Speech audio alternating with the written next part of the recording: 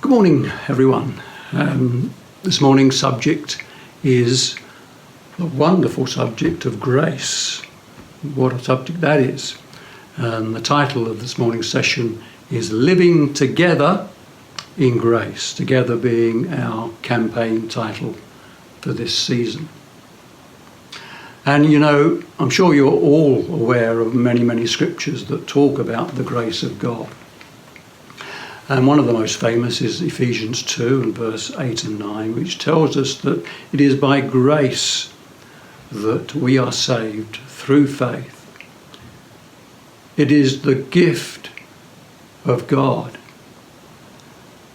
not by works, lest anyone should boast.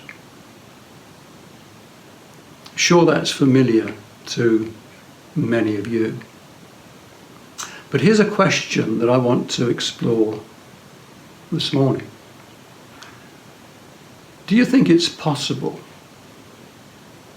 for us as individuals and also for us corporately as a church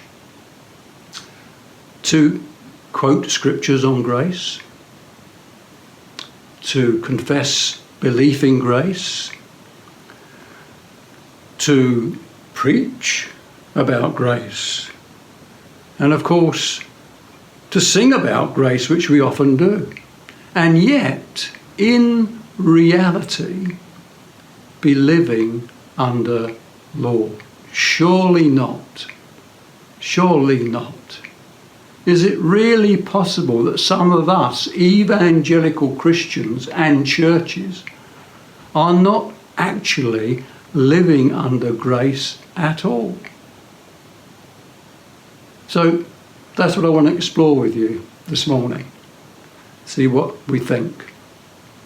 So let's start this morning with the law.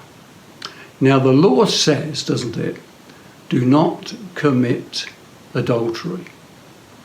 And that's very simple, very plain, easy to understand.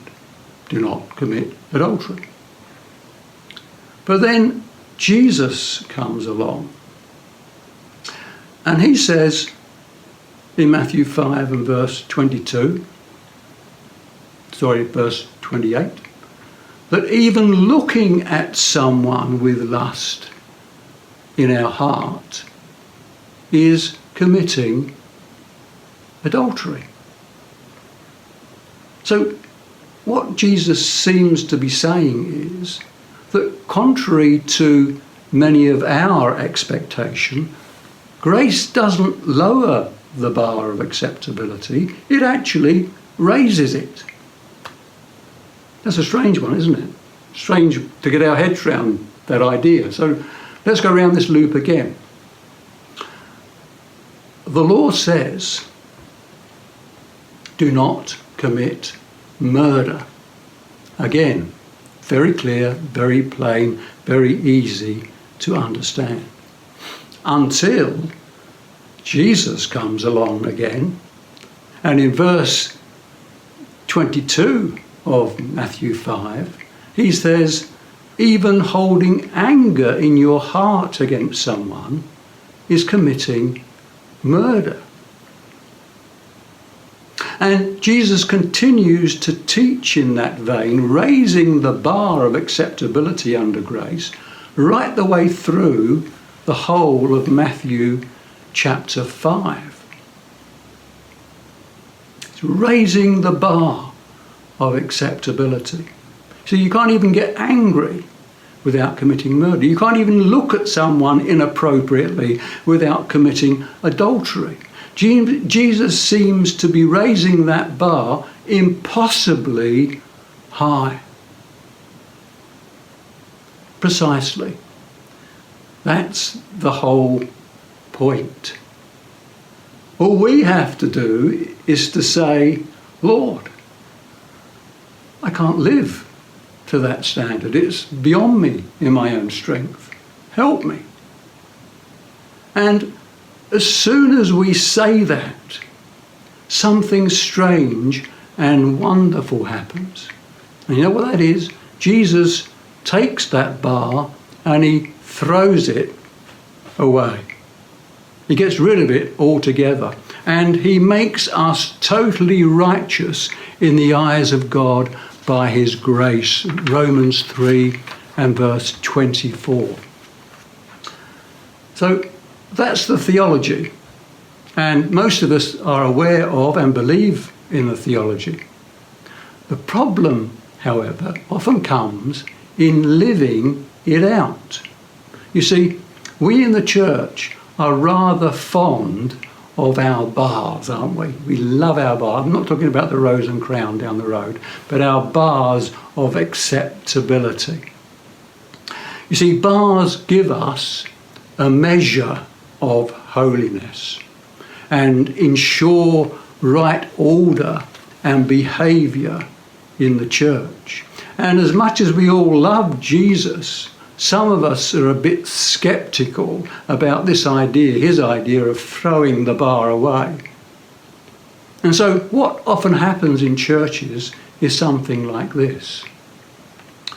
In what you might call tolerant churches, they hang on to their bar, but decide to keep lowering it lower and lower until such time as everyone can meet that low standard. And all they succeed in doing, of course, is promoting what is known as cheap grace. Cheap grace justifies the sin and not the sinner. True grace justifies the sinner, but not the sin. And then you have what you might call the conservative churches. And they also refuse to let go of their bar, but they go the opposite way and they start raising it. And we hear things like, we don't want that kind in our church. Liars, gossips, drunks, adulterers, etc., etc. And what happens in both types of church is that because we cannot bring ourselves to obey Christ's command to throw the bar away, we end up living under law and not under grace. And the grace that Jesus talked about is never truly received or experienced in those type of churches. How do we recognise when that type of thing is happening in church? Well, we hear things like, you shouldn't do that. Christians don't swear, and they certainly don't dress in that way. And those friends of yours you hang out with at the pub, well, we think that that behaviour is just not pleasing to God. You should really think about the people that you associate with. Now, did you know that every time we use the word should, we are operating under law? We still have our bar, our precious bar, in place, and we have ceased to live under the wonderful gift of grace. Why do we do that? Why do we so often do the exact opposite of what Jesus taught us to do? And the reason is that we've missed the point about grace, and we really think that our good behaviour is earning us enough brownie points to be made right with God. See, a man walked into his GP surgery and he said to his GP, "Doctor, I have this awful headache, had it for some time. Could you give me something to deal with it, please?" And the doctor said, "Well, sure I can, but let's ask you a few questions first." "Okay," said the man. "So, do you drink much alcohol?" "Alcohol?" said the man indignantly. "I never touched the filthy stuff." Okay, said the doctor. "What about smoking? Do you smoke a lot?" And the man said, I think smoking is disgusting. I've never in my life touched alcohol. Okay. This one, said the doctor, I'm a bit embarrassed to ask this one, but you know the way that some men are? Do you do any running around at night with what we might call loose women? Of course not. How very dare you, said the man. I'll have you know that I'm in bed by 10 o'clock every night without fail. The doctor rubbed his chin. Said, I think I've got it. I think I've got it. Is this pain that you've got, is it like a sharp shooting pain round this area here?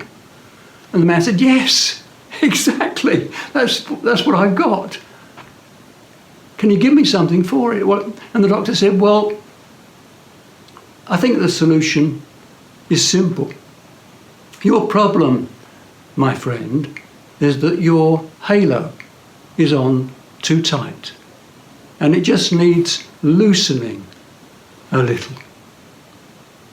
You see, could I suggest that the trouble with many of us Christians is that we have this incurable, or almost incurable, religious streak in us that deceives us into thinking that we've actually got it half right spiritually. And so we meet someone in the street who hasn't been to church for several months. And instead of being gracious with them and compassionate and maybe inviting them home for a chat and a coffee, we start lecturing them on commitment. Or we meet someone who's struggling with doubt about whether God even exists. And instead of just being there for them and allowing them to work through their doubts, we jump in and tell them to pray more, to read their Bible more, as if doubt was only for the unspiritual. And of course our Western culture that we live in, that we all live in, doesn't help us with grasping this concept, this wonderful concept of grace, because we're brought up on slogans, aren't we, like there's no free lunch. No, you get what you deserve. You want love, well, you earn it. And you want mercy, well, show that you deserve mercy. And these ideas have become established in the church and routinely distort the gospel. And the result is that although lip service is paid to the gospel of grace, many Christians really believe that they can fix themselves. They really believe that. I've met so many Christians who believe that they can fix their fallen, degenerate nature by their own efforts. It's a bit like the young guy who had just qualified as a plumber, and he was taken to see Niagara Falls, and he studied it for a minute, this wonderful spectacle of the falls falling over that chasm. Great sight. And he thought about it, and then he said, yeah, I think I can fix that. You see, I wonder if you have ever heard the voice of grace calling to you. It often calls out when we are in great pain and turmoil. And it calls out in the dark valleys of our lives, which we all go through. And it calls out when, after a lifetime of longed for perfection that we're all longing for, we want to be perfect in the eyes of God, we realise that the old compulsions and urges within us are still very much there. And through all this, the voice of grace simply calls out, you are accepted. Accepted by that which is far greater than you. don't do anything. Don't make any promises of improved behaviour. Simply receive the fact that you are accepted. And if and when that happens to us and we act upon it, we experience grace. Now, most of you will be familiar with the parable of the prodigal son. He had demanded that his father give him his inheritance in advance, and then he went off, you all know the story, went off and squandered the whole lot. And he ended up literally living in a pigsty, eating the pig food. And he had reached, what we might say, he had reached rock bottom, deservedly so. And you know the story, he sheepishly returns home to his family, dreading the reception that he would get. But his father had compassion on him, and he ran out to meet him and showered him with blessings. And he received, that prodigal son, he received grace. Wonderful story. Here was a man who had acted shamefully and ended up living in a pigsty. Did he deserve condemnation? Yes, he did. Did he deserve judgment from his father? Well, yes, he certainly did. But neither of those things would have helped him, because he couldn't get any lower anyway. He knew all about condemnation. He had constantly thought about it during his journey back home. He knew all about judgment and had assumed that that was coming. But he knew nothing about grace. See, mercy is not getting what you deserve. Grace goes even further, and grace is getting what you definitely don't deserve. Grace is the only thing he really needed, and grace is what he received. And my guess is that that would have changed his life forever. Now, bring that story into our day, the present day, and we might say to such a wretched man, have you ever thought of going to church? And what an indictment on the church it would be if he were to reply, why would I go there? I feel bad enough about myself already. See, that's the danger of a church which is living under law instead of under grace. And we all need to challenge ourselves, I think, with these questions. How do we typically react to a person who is suffering because of their own sin, their own foolishness? Someone who suffers heart disease through overeating, someone who has contracted sexually transmitted disease because they've been sleeping around, someone who has a gambling addiction and has become bankrupt, for example. Do we secretly think to ourselves, it's no more, than they deserve? You reap what you sow. That's the law. Precisely. But shouldn't we be living under grace? People who understand grace always react first with compassion. Always. Never judgment, because there but for the grace of God go I is an ever-present reality in their lives. Is that you? Is that me? Are we people who exude grace? Or do we avoid sinners? Because for us, sin is sticky. You see, the religious people of the New Testament considered sin sticky. If you spent time with dirty sinners, then they believed the sin would stick to you. And sadly, that's what parts of the modern church still teach today. Jesus hung around with sinful people. And so the religious people watched him. They watched him befriend prostitutes and tax collectors. And they said to themselves, he's going to get tainted by their sin. And what did they call Jesus for doing that? They called him a sinner. Jesus believed the opposite. As far as he was concerned, it was grace that was sticky, not sin.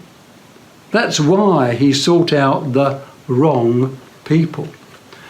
And when a person falls morally, we say, don't we, he has fallen from grace. But Jesus would fundamentally disagree, I think. With him, we don't fall from grace, we fall into grace. Together in grace. And the message of the church needs to be the message of Jesus, not condoning the sin, but redeeming it in a way that fallen, hopeless, broken people feel drawn to change because they're getting a taste of something they've always longed for, and that is love and acceptance. The late Bible scholar Donald Barnhouse said it best when he said this. He said, love that goes upwards is worship. Love that goes outwards is affection. But love that stoops low is grace. What a wonderful quote that is. Think about it. Who's lower than someone in a pigsty? The truth, which often we don't get, is that we are all in the pigsty. Not just prodigal sons, but nice, kind people. Pastors, bank robbers, Bible teachers. We're all, every single one of us, and it's the only when we know that we're in the pigsty that grace begins to mean something. And it's not until the grace penny drops that anybody has a hope of being saved. It's as important as that, for it is by grace that you have been saved. Truly grasping the truth of grace is what saves us. It's what sets us free, free from self-deception, which I'm afraid to say is rife amongst religious people. It keeps us from self-denial so that we can openly confess that although Christ was victorious, we all know Christ was victorious, but the battle with lust and pride and envy and all that other ugly stuff still churns within each one of us. And to live by grace starts by being honest with ourselves and with those that we are close to, particularly in our faith community, about the real me. Does anybody know the real you? And do you know something? When we start being honest and transparent about the real me, we begin, first of all, to know ourselves. We begin to draw closer to our friends because, believe it or not, vulnerability is an extremely attractive quality. And most of all, of course, we draw closer to God. We stand amazed at the grace of God that he should love a wretch like me? How about you? How about me? Do we really believe that we're in a pigsty, that nothing good lives in us? Have we ever understood that to receive God's grace, the old me needs to be broken, to be brought low? You know, God once said to Paul, didn't he? My grace is sufficient for you. And he went on to tell Paul that my power is made perfect in your weakness. Has that ever been a reality for you and me? Humble yourselves under God's mighty hand, that he might lift you up. 1 Peter 5 and verse 6. Are we prepared to humble ourselves that he might lift us up? Have we ever trusted him to do that? If not, would we trust him now? You know, it takes courage and it takes faith to stop relying on our so-called goodness and trust solely in the grace of God. What about you and me? Can we move forward together in this? I finish with this quote from Gordon MacDonald, who is a good friend of LCF. He said this: the world can do almost anything as well as or better than the church. You need not be a Christian to build houses, feed the hungry, or heal the sick. There is only one thing the world cannot do. It cannot offer grace.